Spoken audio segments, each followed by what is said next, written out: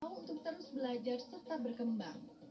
Memiliki mental baja semakin membuat Ibu Dewi mampu melawan kerasnya dunia bisnis dan mampu bersaing dengan pengusaha batik lainnya. Meski memiliki banyak hambatan, namun tidak membuat Ibu Dewi mudah menyerah dengan keadaan. Justru sebaliknya, semakin banyak hambatan membuat Ibu Dewi semakin tertantang dan bergerak lebih maju daripada sebelumnya. Terbukti, kini usaha yang beliau jalani semakin sukses, bahkan mampu menembus pasar mancanegara dengan produk andalannya batik anak dan memiliki ciri khas tersendiri. Ditambah dengan dukungan dari suami tercinta, mampu membuat mental Ibu Dewi yang sudah seteguh baja semakin kuat dalam menjalani semua cobaan dan kerikil tajam yang ada di dunia bisnis UMKM. Kepercayaan dari para pelanggan setia juga membuat Ibu Dewi semakin semangat untuk terus berinovasi dan menghasilkan karya lainnya, serta mengeluarkan produk terbaru setiap tahunnya.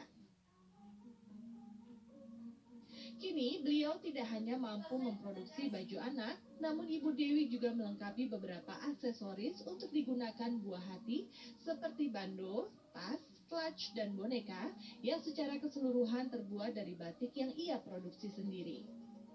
Sebenarnya kalau untuk masalah SDM, terkait masalah SDM, emang saya percaya sekali dengan yang percaya dengan karyawan saya. Tapi karyawan percaya itu ternyata nggak baik gitu. Jadi pernah saya punya karyawan memang sedikit apa namanya, karena saya tidak bisa menghandle setiap harinya, jadi ada menemui kasus di mana barang yang terjual ternyata tidak dilaporkan seperti itu. Tapi saya kembali lagi informasi ternyata itu salah dari saya. Kenapa? Karena saya nggak membangun sistem supaya mereka bisa lebih jujur. Mungkin kalau sekarang ini saya udah punya stok opnam, mungkin itu akan lebih membantu. Karena dulu itu saya percayakan saya ke karyawan mereka yang mereka berdasar laporan dari mereka saja. Tapi sekarang udah lebih baik sistemnya.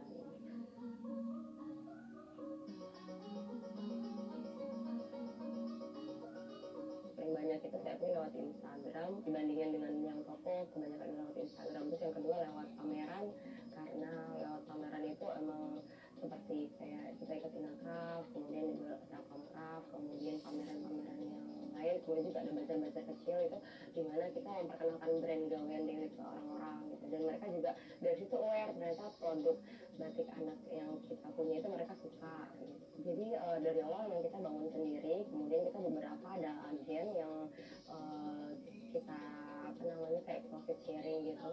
Jadi commission maksimum sekitar 30%, ada 70-30, ada yang 80-20 gitu, ada profit sharingnya juga. Dia mulai bergabung dengan UMKM-nya itu di 2017 sekitar bulan Oktober.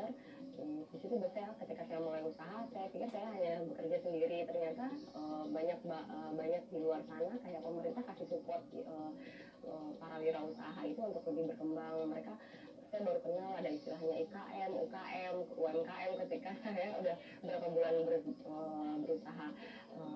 Ada seperti contohnya adalah ada dinas perindustrian energi, itu juga mereka sering memberikan pelatihan dari segi kemasan, kemudian kalau misalnya di bidang fashion mereka akan kasih pelatihan bagaimana cara menjahit yang kreatif, kemudian memberikan tutorial mengenai tren 2019 dan tren-tren warna segala macam.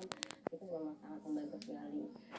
Kemudian ada dari beberapa CSR lainnya juga mereka kontribusi untuk memajukan wirausaha. Kemudian juga sekarang ini saya ikut dari masuk ke dalam 23 wanita terpilih untuk Indonesia. Jadi itu ada kerjasama kayak Asian Pacific sama Australia. Itu namanya Cherry Bread Foundation. Itu mau merekrut untuk memilih wanita-wanita wirausaha di Indonesia dan juga di negara lainnya. Kebetulan saya salah satunya di antara 23 lainnya. Itu kan mereka memberikan kayak semacam mentor. Itu kita dapat mentornya misalnya dari Kanada, dimana mereka intens biasanya sekali 2 minggu mereka kita tuh kayak diajarin segala hal mengenai wirausaha dan networking segala macam.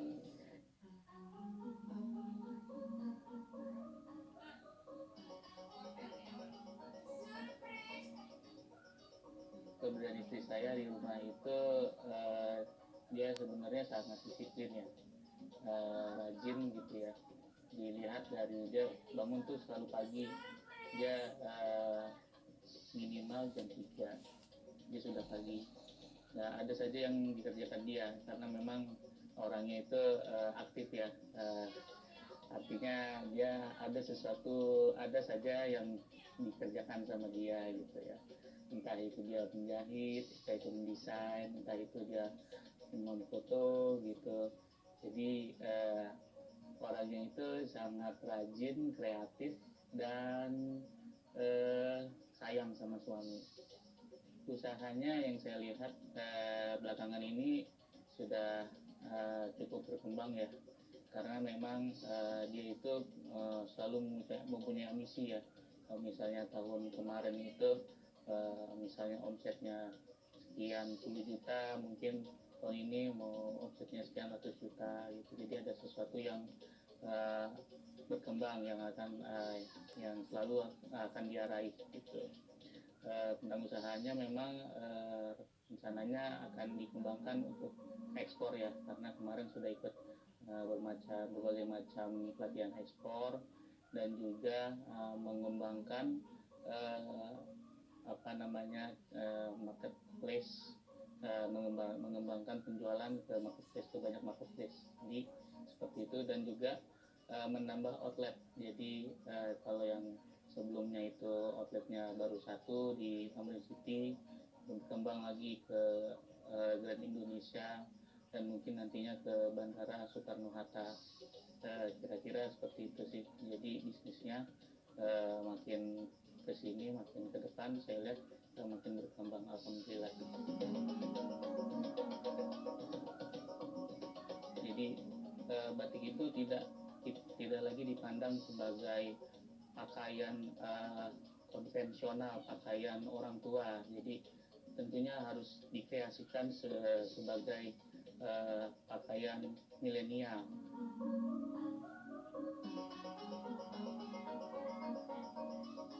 60 menit masih memiliki info menarik seputar usaha yang sedang dijalani Ibu Dewi dan bagaimana tanggapan dari para pegawai gawean Dewi Batik.